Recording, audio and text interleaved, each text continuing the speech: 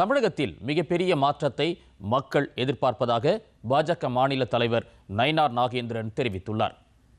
கன்னியாகுமரி பகவதி அம்மன் கோயிலில் சுவாமி தரிசனம் செய்த பின்னர் செய்தியாளர்களிடம் பேசிய அவர், தமிழகத்தில் நல்லாட்சி மலர வேண்டும், தேசிய ஜனநாயக கூட்டணி வெற்றி பெற வேண்டும் என ஆங்கில புத்தாண்டு தினத்தில் தரிசனம் செய்ததாக தெரிவித்தார்.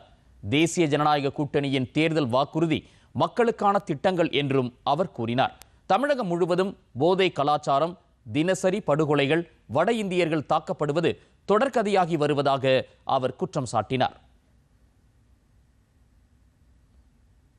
எல்லா இடங்களிலும் போதைப் பொருட்கள், தினசரி படுகொலைகள், வட இந்தியர் வேலைவாக்கர்கள் இங்கு தாக்கப்படுகிறார்கள், கொலை செய்யப்படுகிறார்கள். இதையெல்லாம் கண்டுகொள்ளாத ஒரு அரசாக திராவிட முன்னேற்ற கழக அரசு இருக்கிறது. இதற்கு நிச்சயமாக மாற்று அரசு நிச்சயமாக வர இருக்கிற தேர்தல் அமையும்.